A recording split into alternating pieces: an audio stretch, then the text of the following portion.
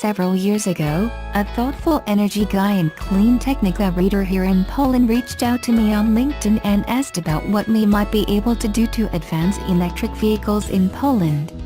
We agreed electric car sharing seemed like a good path, but neither of us was in a position to launch into it. Eventually, 2016 rolled around and we met up in person and decided to give it a shot. I brought in another clean technica reader and clean tech leader as well as a longtime friend who had been turned on to the positive side of the energy world and wanted to be yet another force for progressive change. The four of us decided to kick off Elmo Carsharing. The funny thing is that right around the same time, the city of Wrocław had decided to put out a request for proposals to host an electric car sharing program. The plan was to start with a minimum of 200 electric cars, and while the city wasn't planning to provide any direct funding, it was open to providing free parking spaces for electric cars, access to bus lanes, access to streets other cars couldn't drive on, and some other soft benefits. No, Elmo wasn't selected. We weren't even set up to apply at that time. But I was happy to see that we weren't the only ones enthusiastic about and working on the idea.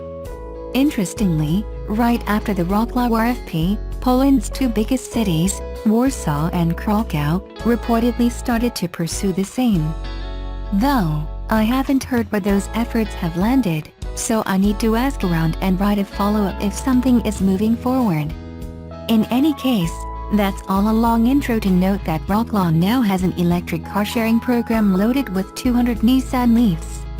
As you can see above, it's called Vozilla. It's the company's first car sharing effort, but I'm expecting it won't be the last. The industry keeps growing and Poland is a hot new market for this trend. This month, the Vozilla program lets you use a LEAF for 75 groszy per minute while driving and 10 groszy per minute while stopped. It's a free-floating program, not station-based, and you can unlock the car with a smartphone app. I've seen a few of the cars right here on our street in the past month. I've yet to use Vozilla myself because the online registration process requires a Polish driver's license and I use an international driver's license here, but I may be able to get set up if I visit the Vozilla office. One more interesting thing about the program is how the company has decided to tackle the charging issue. There are 30 or so charging stations around Wrocław, but they are hit or miss with regards to uptime, and 30 stations certainly isn't enough to support a 200-car electric car-sharing fleet anyway. What I've been told is that Vozilla bought a number of charging stations and has staff go out to get the cars and charge them each night. That doesn't seem like the best long-term solution, but it's an interesting way to introduce a new technology. That doesn't provide too much challenge for the customers, some of whom might be fine handling the charging but some of whom might not be prepared for it. In the coming months, I'll try out the program, share more details, and also interview users to get their feedback. I know some first-week users ran into some bugs with the app, but I'm going to optimistically assume those get worked out and the vast majority of customers end up very happy with the program. After all, they're driving nice Nissan LEAFs at a super cheap price and enjoying all the benefits of electric cars. The Nissan LEAF is the top-selling electric vehicle in the world. Sure, Tesla and Chevy get all the hype with the Bolt and Model 3, but with more than 290,000 cars sold, Nissan's little electric car is the one people are buying. After 7 years without a design refresh, the automaker dropped a new and improved model to continue to dominate the EV world.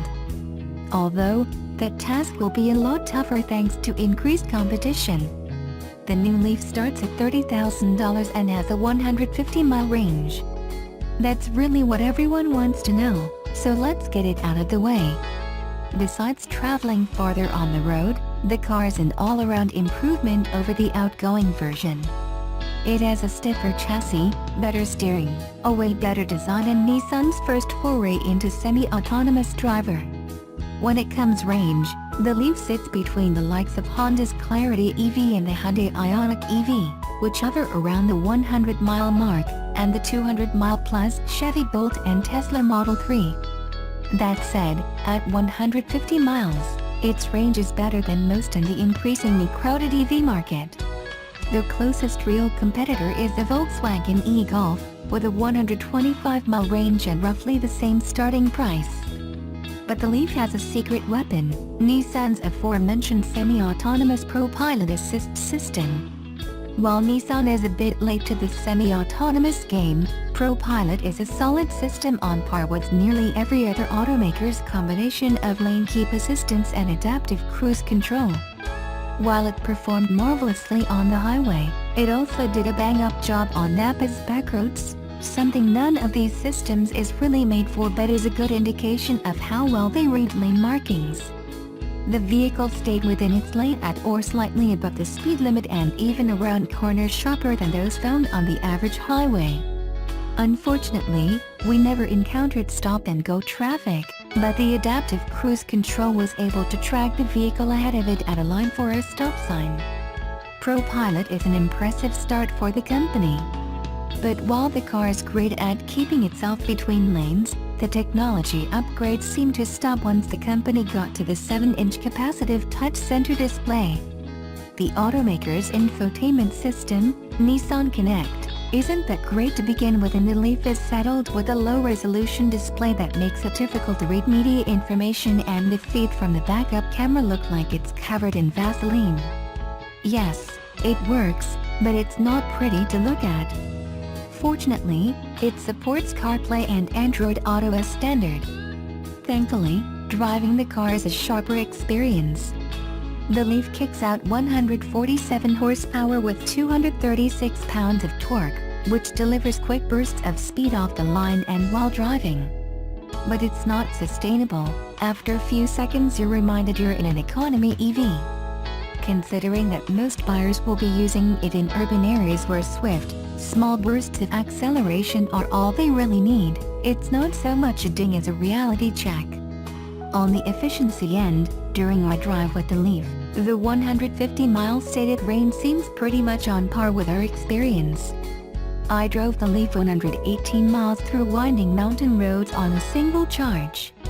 I spent most of our drive in normal mode.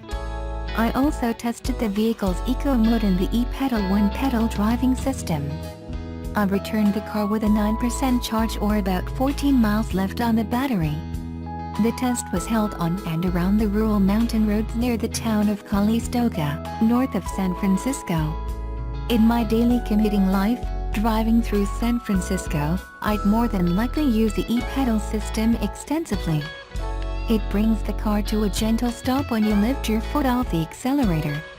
After a few tries I was able to get the car to stop right at the stop sign without using the vehicle's brake.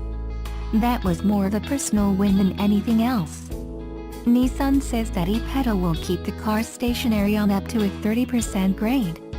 I never encountered that steep of a road to test it on, but it was solid on the few hills I did encounter. It'll be interesting to see how it handles the streets of San Francisco. While the drivetrain is a solid performer and the handling of the vehicle improved, I'm not a fan of the sitting position and legroom. I'm 6'3", and I felt like I was way too close to the dash and the seat was higher than my liking. If you're taller than me, the Leaf probably isn't for you. Anyone shorter than me should probably be fine. Sure, the old Leaf was the #1 selling EV in the world, but things have changed in the past 7 years and Nissan needed to step up its game, and with the new Leaf, it did. This is largely thanks to the new and impressive ProPilot Assist system option. I'm a fan. Still, the center console display is a huge disappointment. But you can mostly solve that by just plugging in your phone, which is something you probably planned on doing anyway because, after all, you're reading this on a tech site. Nissan will be launching a new car-sharing service in Japan, one providing new, ProPilot-equipped Nissan LEAFs and Note e-Power units to users, following the turn of the new year.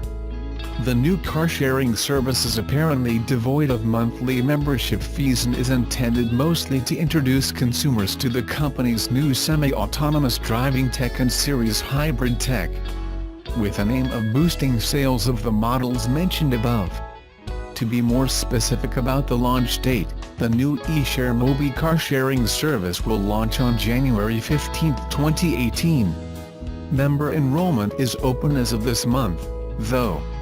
As of its launch, there will be around 30 station sites in total, spread out across Tokyo, Osaka, Kyoto, Nara, Hyogo, Shiga, Kanagawa, Shizuoka, Wakayama, and elsewhere. Expansion beyond these cities is planned, though. Advanced technologies including Nissan's ProPilot autonomous driving technology and ProPilot Park on the Nissan Leaf, and Around View monitor on both the Leaf and the Note e-Power, will help support safe driving. Each vehicle will also be equipped with a drive recorder in case of accidents, Nissan notes. eShare Mobi will charge no monthly membership fee and no additional distance-based fees. This means customers can register without worrying about how often they'll use the service, or any surprise additions to their total charges. Registered members can also earn discounts at Nissan Rent-A-Car, and they can use their driver's license as their membership card, eliminating the need to carry a separate card. The cars will all be cleaned daily and users will be granted free access to a live service operator who can help with navigation. The vehicles will all feature an integrated etc. card to pay for highway tolls as well, it should be noted. Overall, the services sounds like a pretty solid option for those in the country who only need the use of a car occasionally. Seems like an easy way to try out the new Note e-Power Series Hybrid in person before buying, or the new ProPilot tech for that matter.